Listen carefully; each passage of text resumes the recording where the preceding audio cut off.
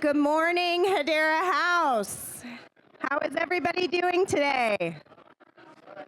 Hopefully everybody is well caffeinated and well rested from your day of great adventures and programming yesterday.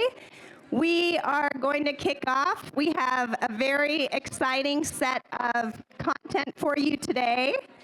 And I would just ask that if you can refrain from having other conversations while we are sharing, that would be greatly appreciated.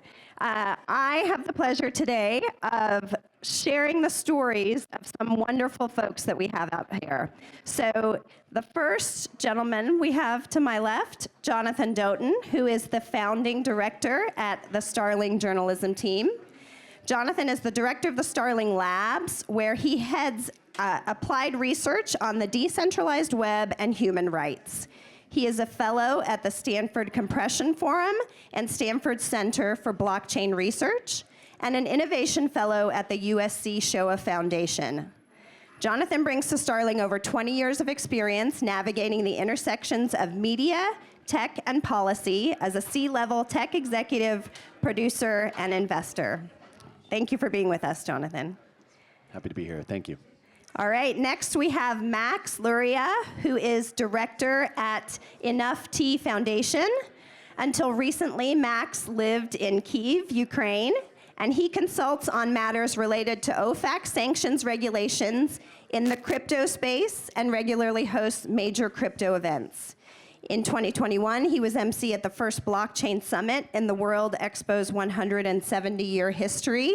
And Max will also share his experience working with Hedera, which we greatly appreciate, to help with the efforts going on for humanitarian aid in Ukraine. Thank you. And then we have Yulia Parkhomenko, who is the director of the Department of Digital Economy and at the Department of Ministry of Digital Transformation for Ukraine. Yulia has over 10 years of experience in investment management, and she joined the ministry as the chief expert in the group of investment attractions.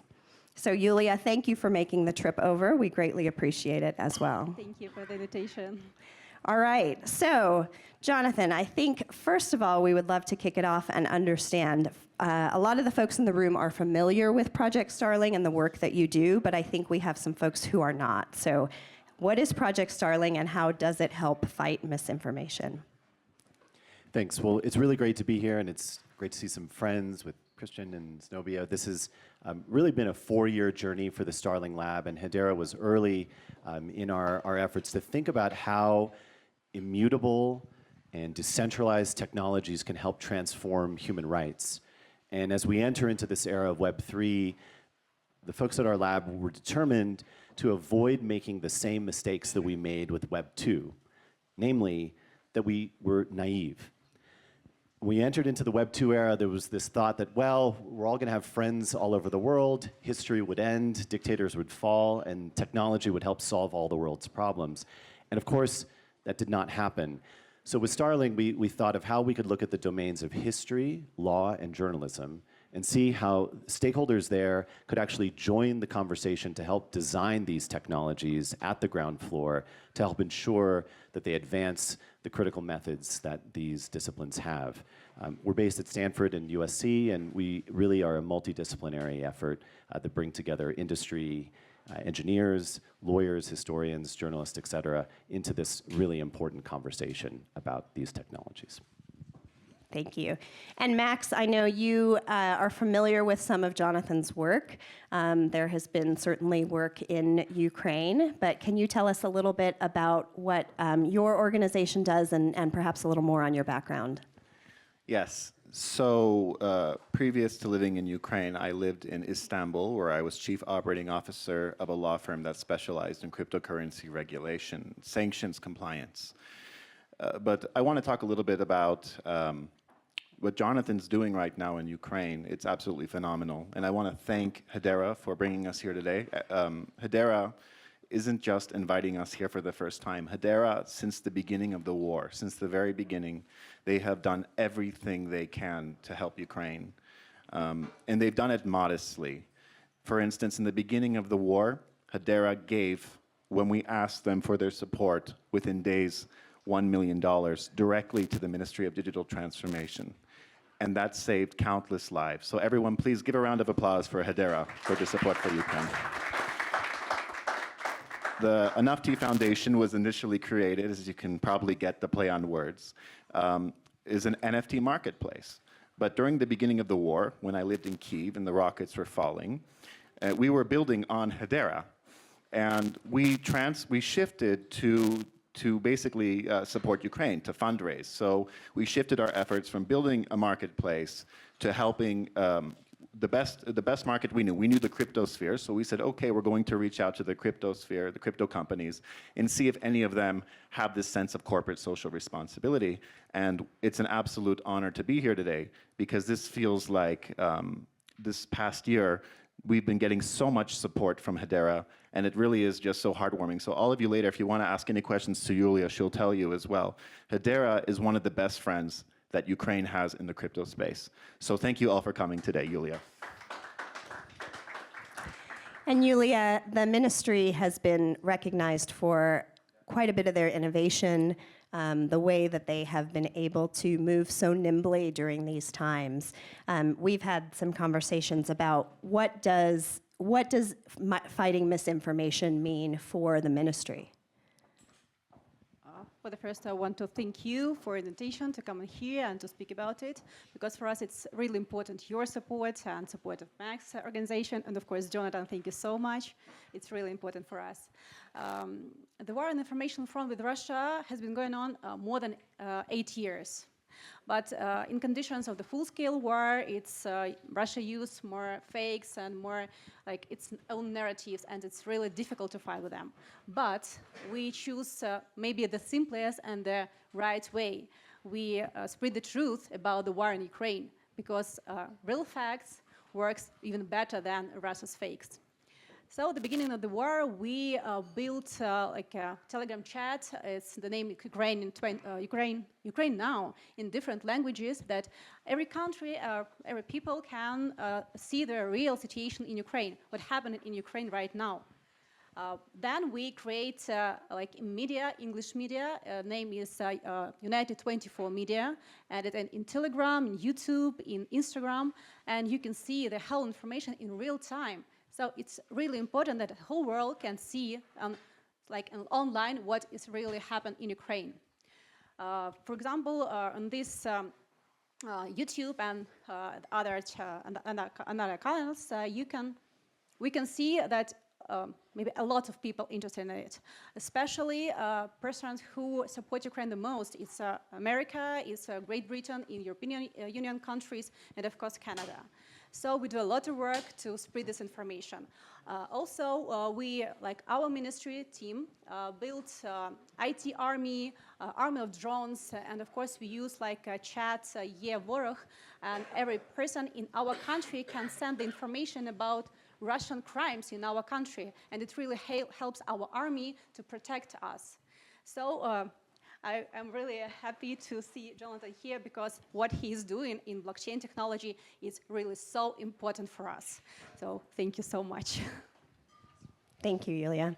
So Jonathan, you know, we have sort of sprinkled in the fact that you are using blockchain and you're working with a number of companies on the project Starling Framework. But why was it important for you when you started this to have some of that trust layer and some of that transparency? Right. Well, one thing I just want to mention, and I really appreciate all the kind words here, but I think that what has been the most inspiring thing from our standpoint is, as we've engaged with the next generation of Ukrainians, there's a very simple understanding that they have amidst the terrible circumstances that they're in, which is that they have to look at innovation as one of the key ways to survive. And in the case of misinformation and the challenges that we're going to have for accountability, I think something that's very real is that we all know that misinformation and disinformation is something that floods the channel, right? It creates confusion and noise. And what we look at is not just the initial burst of this.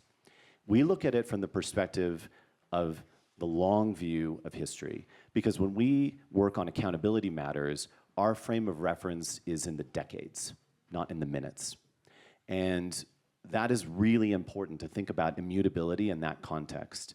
So we'll talk a little bit today about some of the work that we're doing, but our eyes are to 2030, 2040, in which there are going to be yet ongoing problems within the Ukrainian society in terms of how they're going to deal with the issues around accountability. And that is why this is such vital work, is that decisive and innovative work that can be done now, and having those immutable records preserved in the right way can ensure that we have the best chance of preserving the critical information that prosecutors need, that aid workers need to deal with justice, transitional justice, reimagining and rebuilding Ukraine in the decades to come. Thank you. And so Max and Yulia, you all also were very, Jonathan talked about how much you guys have been innovating. Can you share a little bit about sort of, how you are using blockchain and DLT as well, and where you see that both today and in the future as you all, evolve what's going on there?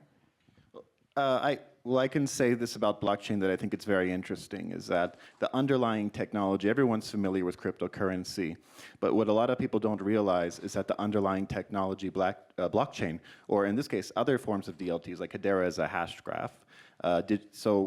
By the way, these distributed ledger technologies, they're offering practical solutions to traditional problems.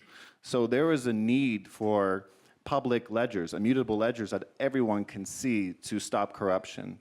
So while I lived in Ukraine, I've lived in Istanbul, I've lived in Lebanon, and in these countries today, every single country that I've lived in, they have a need for blockchain.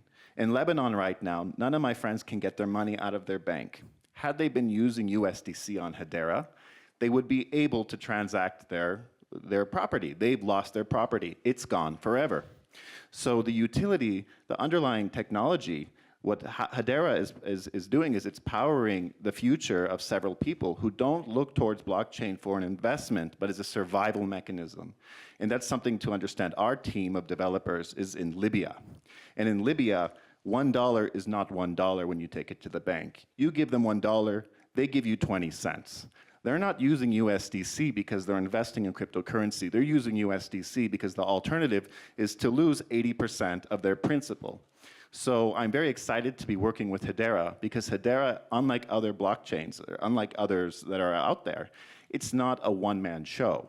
Many of you have probably not even heard of the creator of Hedera because that's not what's important about the ecosystem. It's an ecosystem of accountability. You've probably looked at the wall over there and you've seen Google, you've seen all these names that are proud to put their name by Hedera because Hedera wants to create a ledger that 20 years from now, it can be used and will still exist. And that's why it's so important for the work of Jonathan Doughton that 20 years from now, when you're still prosecuting war crimes, that the underlying technology still exists.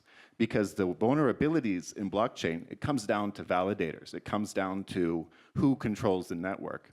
And it's very important that when you choose the network, that the ledger is only as strong as the weakest link on the blockchain. And if the weakest link is that the ecosystem is corrupt or that the founders disappear, then the technology that you are trying to preserve goes away as well. So one of the things that you'll find about Jonathan, and I encourage you all to speak to him and also to look up Starling's projects, I believe you have a very interesting story in Rolling Stone, is that these are not things to do in the future. These are things that are happening now. You are able to document war crimes using Hedera right now, and 20 years from now, they will be admissible in court. This is going to be used for justice. So I want everyone to please afterwards come up to Jonathan while he's here, and now you can answer the question about blockchain as far as Ukraine. Max, like a moderator, the second moderator on our panel. Thank you so much, Max. Like a government, we just learned this technology, blockchain technology, and last year in June, we joined the European Blockchain Partnership, like an observer, and now we are looking how we can implement blockchain in our government. So we are creating a concept, and we hope that at the end of this year, we can write like some pilot projects in our registers. In the first months of the war, our partners helped us to create on blockchain crypto aid for Ukraine and helps us to raise more than $185 million in crypto for humanitarian aid. So it's really necessary for us to learn this technology. So we do our best, as I, for example, mentioned yesterday. We also, I hope so, yeah. So we will use this technology for creating CBDC in our country, and I hope that in 2024 we'll also create our national panel project on this technology also. Wonderful. So my role is PR and communications at Hedera, and I always tell people, tell the stories, right? Make it real, make it something that people can relate to. So, Jonathan, I know you have some things to share. I'd love for our audience to be able to see that. Sure, and I guess we'll switch on the slides. Great, perfect. I want to give everyone a little bit of a sense of some of the things that we've been working on. I want to also decentralize this away from me. I work with a whole team of really incredible people, and they include lawyers and engineers that I really admire because I think, as you'll see, they brought a lot of humanity to the decisions that we had to make. When we began this project, our friends over at the DFR lab at the Atlantic Council identified a series of attacks that occurred in Kharkiv at the beginning of March. This is, for those of you who don't know, Kharkiv is Ukraine's second largest city. Think of it a little bit like Cambridge, Massachusetts. It's a city filled with students.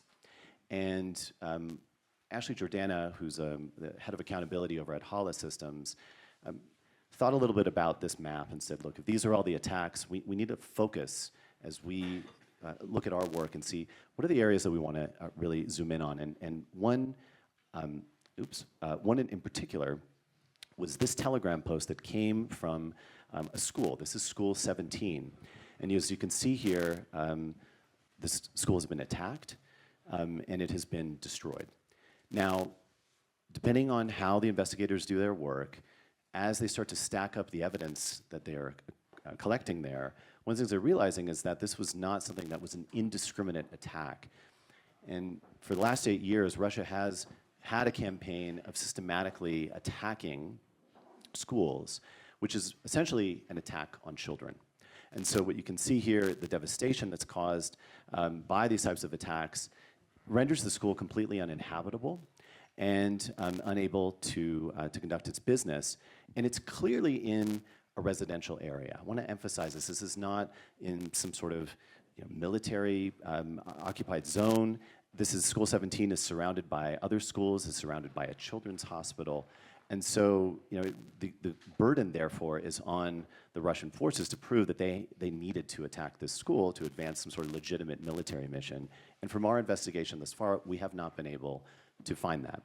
So really, the challenge was, how could you take that Telegram post, which was the first record that we had of the attack on the school, and how could you put it into something like this, an evidence bag?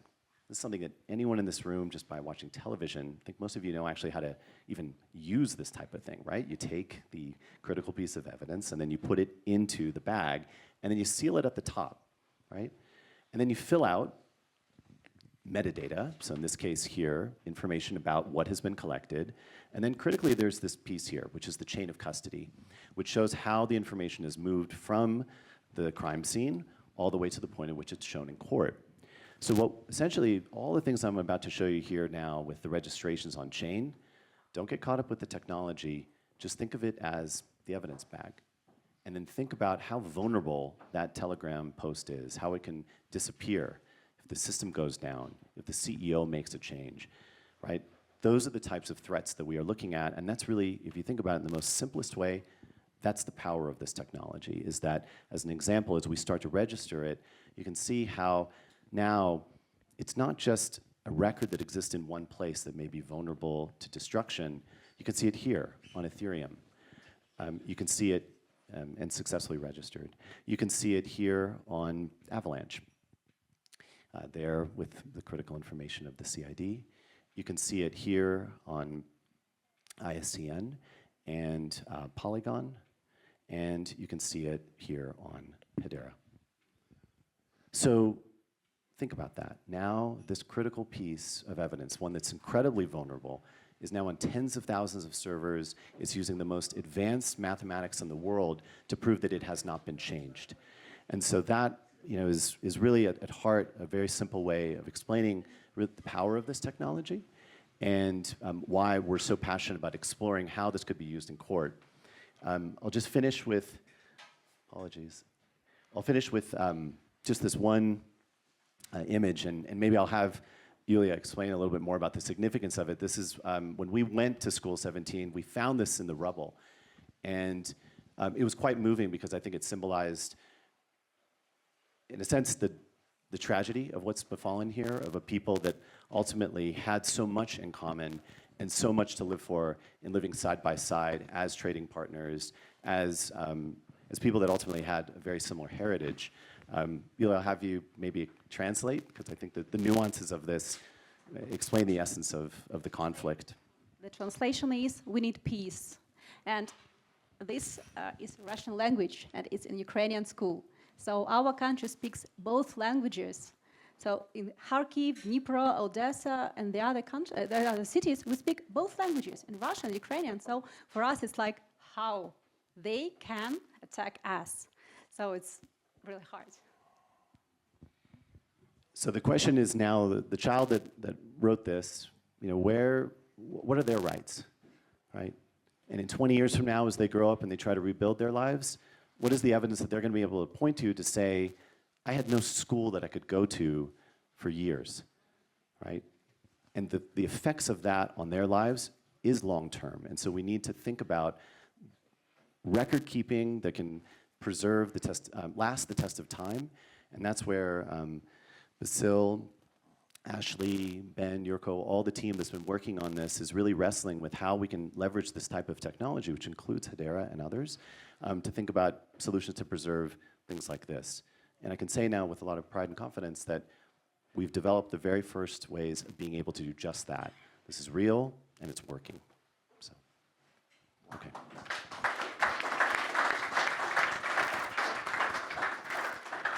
All right, thank you, Jonathan. Yes, incredible imagery and hard to see, but so important to capture. I want to spend just a few minutes before we wrap up talking about, there has been a lot of discussion in the industry very, very recently about generative AI. And what are some of the concerns that now we not only have misinformation, that people are doing by hand and curating by hand, but we have speeded up the process of image creation and document creation. Sort of the genie is out of the bottle. How are you all thinking about that? As I know you never let moss grow under your feet. The threat of generative AI is ever present. It has been for several years, but now I think it's entered into the mainstream, and it's one of those things that now anybody can use.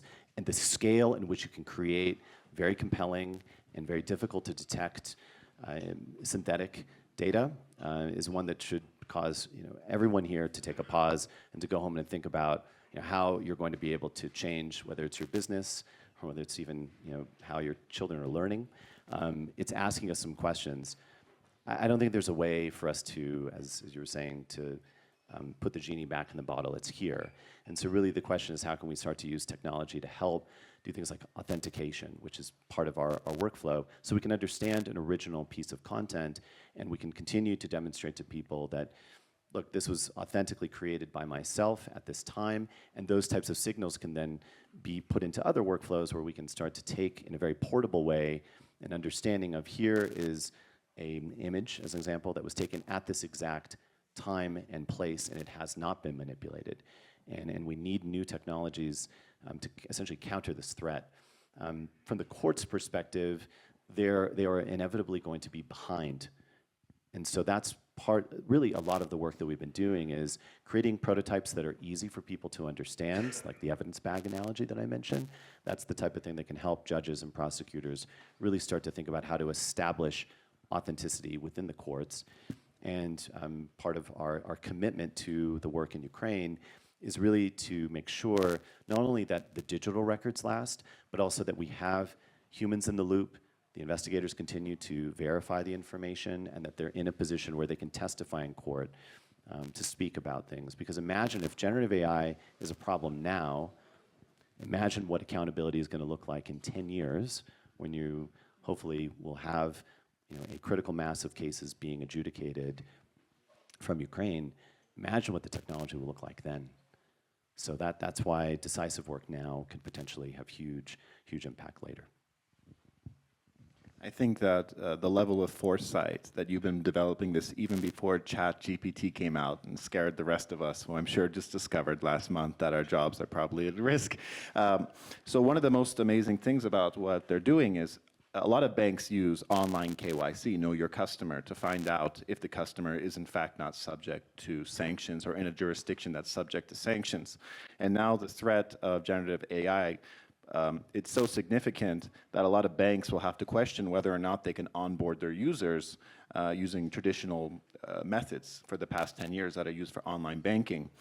Jonathan Doughton's project and the underlying technology has so many potential use cases, including traditional banking systems. The traditional banks who onboard their users through KYC on their phones are now going to be facing a very real threat that AI will create images of individuals who have simply stolen someone else's identity.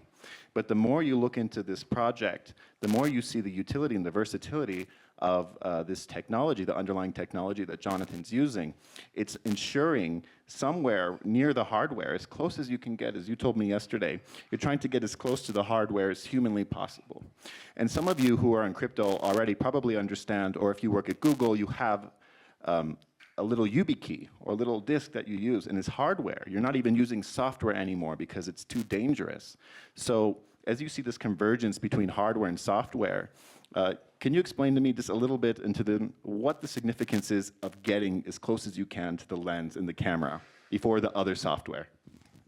Sure. The idea, and we really began early with this, is how do you actually get a way of freezing the pixels and the metadata, like the time, the date, and the place, the moment that the light hits the sensor of the camera? And the less layers that goes through, whether it's the operating system or whether it's the software, the less the better. And so that's why we've been working on firmware level support of technology that as within the camera itself, we can have a way of being able to authenticate the image, ideally directly on the sensor and on the processors like secure enclaves, et cetera. But I just want to make sure that I emphasize that's the goal, but there are also a tremendous amount of risks that are with that, because as you do firmware level work, you start to remove agency from individual users, and imagine a world where manufacturers or telcos start to make decisions for users and introduce this type of technology, maybe under the banner of authenticity and trying to do great things to help preserve people's rights. But that type of tech can also be switched to do some pretty nefarious things. So for example, if I don't have control over that, and it's because it's like baked into the camera, then it can transmit an information about the time, the date, the location of the photo that maybe I took at a protest. And in some countries, that could be a matter of life and death. And this is not something that is hypothetical. We've found those types of problems in North Korea, where for the better part of the decade, they've actually done this.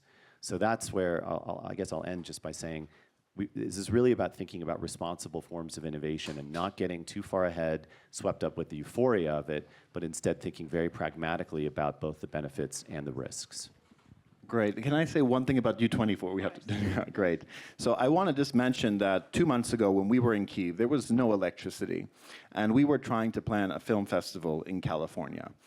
We called up Hedera, and of course, they said, yes, we will do it. So Yulia also came. She flew to America to speak in Hollywood, California, about the importance of UNITED24. For those of you who aren't familiar, UNITED24 is the official charity initiative of President Zelensky. Some of you may have noticed a barcode that frequently appears on the back of the screen that will say donate. That link goes directly to Zelensky's charity. You have an option of choosing between humanitarian aid, you can buy drones, or you can help for reconstruction efforts.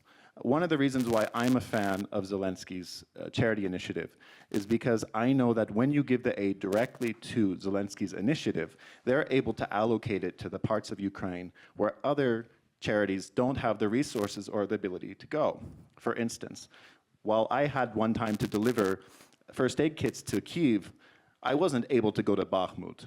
And a lot of the other organizations, they would not be willing to go to Bakhmut. They either don't have the resources, the ability, or they simply don't want to take the risk. But when you give funds, a charity to United24, they will bring it directly to the front lines, and your donation will save lives. So everybody, u24.gov.ua, that is how you donate directly. Also, you may see later on the back a barcode. You can scan it, and you can help buy generators for Ukraine. I also encourage you to go over to Ukraine House. It's over this way. And please, everybody, I'm going to ask you just a trick question, just one time. How do you help Ukraine, you guys? United24. Thank you, and thank you for giving us this opportunity. Absolutely. I know we are a little bit over time. I don't know if we have time for any questions. 5 minutes? Okay. I really liked how Nilmani did this yesterday, so if we have a number of questions, we'll take them all, and then the panelists can choose which ones they would like to answer. No. Yes. So when it comes to validating the data, do you have different levels of authenticity? Or is it as simple as once it's on the chain, that is 100% true? Or do you have kind of like a gauge, like, okay, yeah, this is 30% true, or level 3, level 2, and then the highest level, for example? All right, hang tight before you answer. Any other questions that we want to make sure to address? All right. Ukraine has a strong tech sector. How's the war impacting that tech sector? Is there anything other tech leaders here in Davos, industry leaders can do to help preserve, protect, and grow that tech sector? All right. Yes. Currently, there's a lot of backslash against crypto. There's a lot of people saying, even underlying the technology, how do you relate to this? Do you see that business and academics, policymakers are still interested? I mean, fascinating stories, by the way.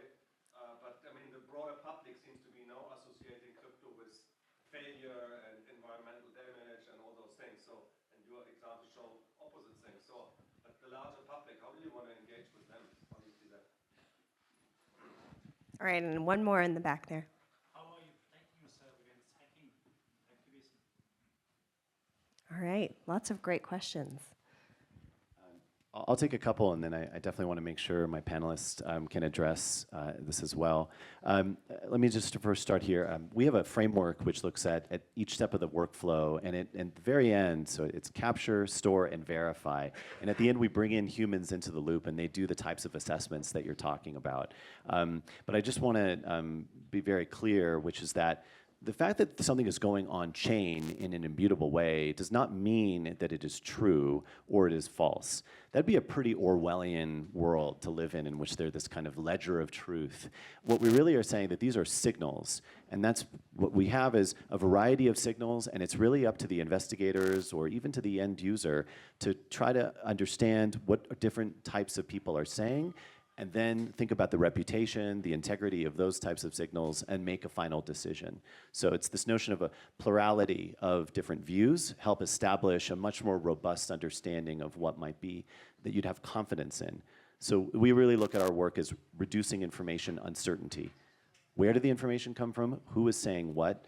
And then you can do the types of assessments that you're talking about.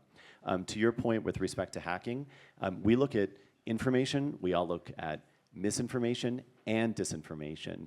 And so it's a critical part of what we do is ensuring that we actually catalog all of the signals that are coming from the field, because as part of what Russia has done is engaged in a form of cyber warfare, and that is actually part of the evidence base that we would like prosecutors to examine so they can see how they can the methods. And none of this is new. I want to emphasize that. When we spent, most of our investigators spent time in Syria, and there it's haunting because actually some of the very same patterns of disinformation were lifted and shifted from not just Syria into Ukraine, where you have a common aggressor, it's even in the United States, as an example, and other countries. And then finally, just I'll address the point around the broader market. It has certainly been a very challenging 6 months for those of us who really were inspired to think about how this technology can do good. But from the very beginning, we understood that you only had to look around to understand that the speculation, and more importantly, the types of conversations, the hyperbolic belief in this technology was something that was a cause for concern. And we've been very clear, at least with our work, to emphasize that an honest discussion about the fraud is very important. You can't get tribal about it and try to hide it or wish it away or be somehow minimizing it. It is in fact, yes, an existential threat to people's understanding of the value, not of crypto meaning cryptocurrency, crypto meaning cryptography, which is actually what that stands for. And we have to constantly remind people of that this is thousands of years worth of technology. And it's answering a very critical critical need, which is that people have always needed to protect information and to authenticate information. And so I think if we get back to the basics of that and people can see the promise, we can turn a page. But that requires a very clear and honest discussion about those problems so that we don't end up having these types of things continue to happen. I'll mention just one last thing because maybe it was a prompt to my panelist. I also think that it's important to recognize that a new generation may yet consider this technology differently. And that is a lot of my hope in working with Ukrainians is that I certainly have been inspired by their deeper understanding of this. And maybe real proof, real examples about how this works in Ukraine can light the way for the rest of the world to understand the value of this technology. I want to answer you. So Ukraine, of course, have a really strong tech community. So we have a startup fund that helps our startups to find money, to find investors. So if you are interested in, we can communicate this and we can show you what startups we have. So like we said, that the best way to help Ukraine is to invest to Ukraine, to our startups, because we have the greatest one. So, a pleasure. I guess I got the turtleneck, so whatever I say, it just sounds fancy. But no, you guys, I want to thank you all for coming today and listening to this panel. But Max, the best you way, are taking my role here. I got to say one thing that's really critical. If you really want to help Ukraine, you must check out what Starling is doing, because I've never seen anything like it. And please speak with Yulia she's the director of the Digital Economy Directorate at the Ministry of Digital Transformation. And you guys, if you want to invest in Ukraine and do the startups, there are many startup hubs in Ukraine right now. You have Grammarly, a lot of unicorns. I don't know if you're familiar with Grammarly. I use it every day. It's fantastic, and we're here to talk about that. So if you want to help Ukraine promote products and projects that support Ukraine, including Hedera, the Ministry of Digital Transformation, don't forget it, and of course, Starling Labs. There you go. All right. My work here is done. Thank you, all of you. This was inspiring, wonderful, heartbreaking, but there's so much hope for the future, and we thank you all for the work that you have done. Thank you. Thank you.